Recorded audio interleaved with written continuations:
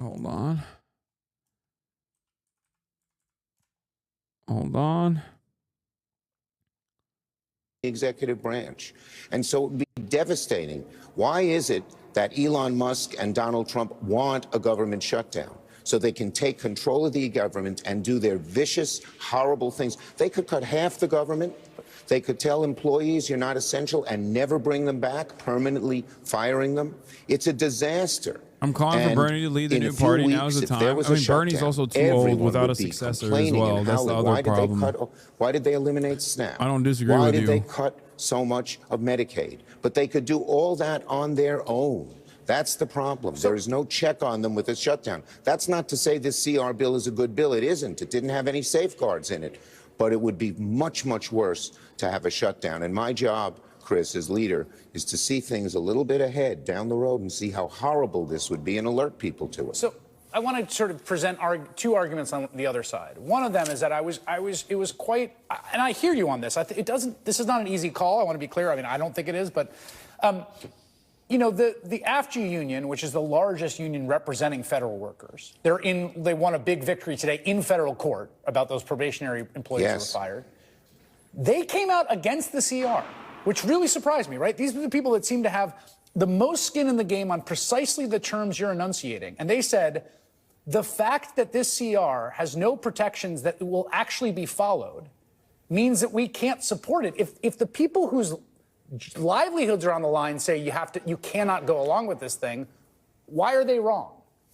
I understand why they're so upset with the CR, but I disagree with them because the shutdown would be worse for their employees. They could just eliminate huge portions of government workers automatically. They could eliminate programs automatically, which they can't do on the CR. The CR has certain spending, and they can screw around with it, and they will. These guys are sons of guns. They're going to do everything they can to hurt the government. You know what they've talked about. Elon Musk, this billionaire who cares nothing about taking people's Social Security away, this guy says that he wants to cut $2 trillion out of the federal government. A shutdown would allow him to do it. And here's another point, Chris. There's no exit ramp. No, it wouldn't. Anyone who wants the shutdown, I'd ask them, well... No, you're making it seem like the Republicans don't... the Republicans want a shutdown. They don't. So this is a lie. It would be unimaginably unpopular for the Republicans to get to a shutdown without conceding at any point to the Democrats. That's even worse. So here's the other. The president always owns the shutdown. Right? Democrats don't control any part of the government. So there's not a ton of leverage. The one thing they have leverage is in the Senate, where you need a filibuster-proof majority on a cloture vote. That there's essentially an unconstitutional... I'm going to be honest with you, Chuck Schumer knows this. This is compliance. They're complicit. They're complicit. These guys are the worst, and we got to fight them every step of the way. As we say in Brooklyn, Chris, every step of the way. But look, Russ Vought is already telling people, but he's telling people on the floor, we are not even going to listen to this CR. This is a piece of paper that we will impound and rip up the moment it's passed. If that's the case, how is voting for cloture not essentially an imprimatur on the very same assault on the constitutional order? They're already, even without this CR, they're already doing it. Right. Okay? They did it to the Department of Education. But I can tell you, I've been through shutdowns before. It's not that this CR is good. It's not that voting for it is good. It's horrible. But the alternative is worse. And we have to look just a month ahead and see how bad a shutdown would be for all the things we believe in, and how I'd say Trump and Doge and Musk and Vought, they're like drooling with happiness and desire to get a government shutdown. They've said they want it. Why? Not for doing anything good, I'll tell you that. These guys are authoritarians. Which is why we're showing our belly to them. The theory of the case for people that don't want Democrats to vote for cloture is that Americans don't quite understand what's being done to their government. It's being done in this sort of haphazard fashion. The stories are sort of getting out. You know, there's this Forest Service worker who got laid off for no reason, and there's this veteran who's got a traumatic brain injury, who's got a clinical trial. But the shutdown would be a way of actually calling the question. And here's what I would just offer. It seems to me that the demand that makes the most sense here and I'm not a U.S. senator, is for the Republicans to vote on a rescission package that enunciates the cuts DOJ has done, as opposed to allowing an unelected co-president unilaterally eviscerate the American constitutional power of the purse. Well, the bottom line is the Republican Senate is in total obeisance to Trump. They're not going to oppose him in any way. But if they allow Trump to make the kind of drastic cuts that I greatly fear in a government shutdown, they'll be culpable as well. And make no mistake about it. Make no mistake about it. Why? Ask yourself again the question: why does Musk and Trump and Vogt want this? Vogt already has plans on how to slash the government, far worse than slashed in the CR.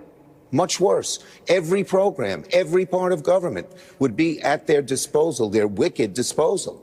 So that's the problem here. It's not that the CR is good, it's horrible. Well, and all things being equal, we should have opposed it. But the alternative being a shutdown makes things worse. And I believe this, much worse. And I believe this, I wouldn't have done this. I knew I'd get criticized. But I felt obligated for the country, for my Democratic caucus, to the people, to explain how bad a shutdown would be. And if we went into a shutdown and everything bad happened, I had to give people this warning. Can I'm going to just keep you for two more questions, if that's okay. One is a sort of question about strategy and dealing what I think you and I and many people watching this agree is essentially an assault on the constitutional order, and that it's this. Absolutely. The only thing they understand is meeting conflict with conflict. So if you look at Doug Ford in Ontario, who banged the table and said, "You're going to tariff us, I'm going to tariff you, we're going to put a surcharge on electricity," that the only thing that gets their attention, the only thing that gets them to back down, is meeting conflict with conflict. If you meet conflict with essentially managed retreat or strategic non-engagement, then they roll Chris, all over you. We are going to conflict with them on everything. On the tax cuts for the billionaires, they've become a plutocracy and oligarchy. On Medicaid, we have plans to conflict them with all of that. If the shutdown occurred, we wouldn't be able to do that because they would fill up both the Senate and the discussion on whether we should cut this and not cut that, of things that they want to cut. So to have the conflict on the best ground we have, summed up in a sentence, that they're making the middle class pay for tax cuts for billionaires, it's much, much better not to be in the middle of a shutdown, which would divert people from the #1 issue we have against these bastards, these people, which is not only all these cuts, but they're ruining democracy. And one other thing on a shutdown. On a shutdown, the courts could close or at least be totally disabled. And the courts are one of the best ways we've had to go after these guys. Final question about just an issue of intercameral strategy. I mean, the Democrats voted en masse against this in the House. They lost only one vote, Jared Golden in Maine. I've seen a lot of House members, and across an ideological range, interestingly enough, urging the Senate to filibuster this, saying, look, this is existential about whether we control the power of the purse or not. We cannot essentially sign off on this DOJ unilateral arrogation of this power. Yeah, look, I supported what the House did to vote against this bill universally, but that didn't cause a shutdown. It's different in the Senate. And I knew people were going to disagree with me, but I felt so strongly that the shutdown would be the greatest disaster we face with these arrogant autocrats that we had to avoid the shutdown and fight on many of the other things, every other issue that we have. All right, Senator Chuck Schumer, who's the leader of the Democrats in the Senate, announcing he will be a yes for cloture tomorrow. I imagine you will have the 6 or so other votes you need to get that over the hump. Thank you, sir. Come on anytime with late-breaking news, and we can do this whenever you want. Thank you, Chris. Nice to talk with you. Okay. Bye-bye. I can't actively hide from their own concerns. I can't. It's unbelievable, dude. It is unfucking believable. Schumer tells me Republicans might try to jam Democrats again in September, but thinks Trump will be less popular then, and Republican appropriators might be more willing to stand up to him. He said he refused to do so now. Oh my God, he is so fucking stupid. Oh my God. Okay. For those of you who don't understand, can you explain why he's complicit? Just wanting to understand more, not debate. I will. Okay. In order for this continuing resolution to pass, to fund the government, to avert a government shutdown, the Republicans need a filibuster-proof majority. There's one way that the Democrats can stop that from happening, which is to say that they're going to filibuster it. Okay? They need 60 votes in the Senate. They already have the House majority, but they need 60 votes in the Senate. But they don't have 60 votes in the Senate. The only Democrat that has said they would vote for this ahead of time was John Fetterman. But John Fetterman gets canceled out by Rand Paul because Rand Paul said he would not vote for it. So in this process, the Democrats and whoever the minority party is, like it's sometimes Democrats, sometimes Republicans, doesn't matter. The minority party has the minority Paul, not Rand Paul, Thomas Massey. No, Rand Paul as well. I thought it was Rand Paul. Am I wrong? I'm pretty sure Rand Paul.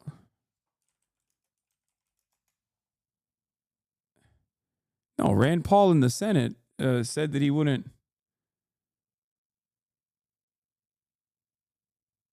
Didn't he say he was not going to vote for it?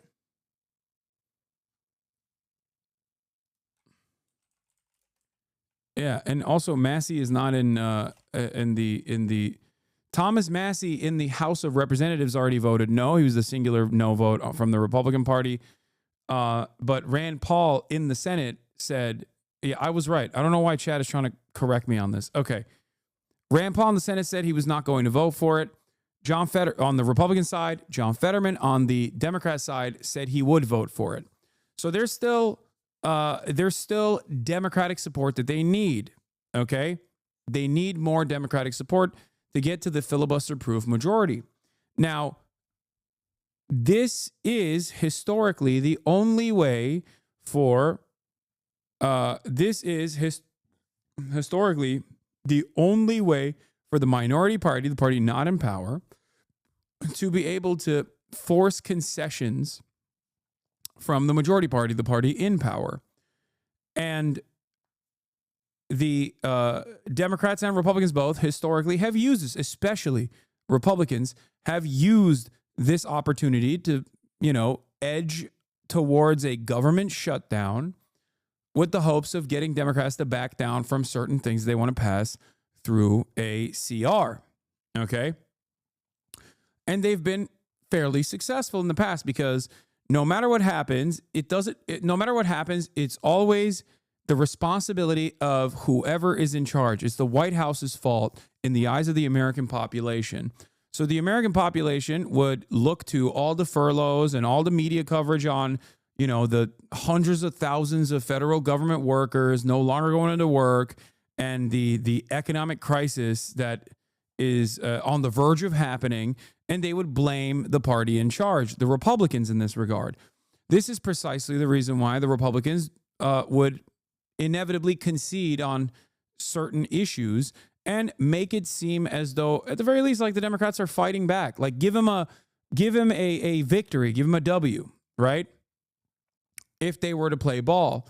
Except the Democrats right now, backed by Chuck Schumer, are waving the white flag. They initially had said for months that they would use the budget shutdown. The continued resolution as a battle and maybe even force the government to go into a shutdown if necessary to make sure that they had certain assurances. And Chuck Schumer today, up until yesterday, he was saying he was going to not vote for it, that the Republicans didn't have the votes for it. But as of today, Chuck Schumer has waved the white flag. They're going to vote for closure so that this can pass without a filibuster-proof majority, and the Republicans have the votes to pass it without a filibuster-proof majority once that happens. So that's it. That is what's going on here. They're not using the only fucking weapon they have to wield against the majority party, and they're giving it up without a single fucking fight. while wearing these goddamn socks. Why the flop from Schumer? I think in the past I would have told you it's because they're cowards, but I think they're just, or that they're stupid, but I think it's because they're complicit. Like, they don't care. They like the austerity. They enjoy it. They love it. They love that it's like the Republicans doing it. They think that this will ruin the American economy. They think that this will create a lot of anger and resentment towards the Republicans, and then they can comfortably ride that anger into a narrow, marginal victory. They can farm donations for the next 3 years and then inevitably fucking win the election again. I don't even know if that's the case. I don't even know if that will happen, for the record. I don't even know if the Democrats will ever win again, because goddamn, they're so fucking pathetic. Having said that, however, this is the case in front of us now. This is what's happening currently. It is insane. It is unacceptable.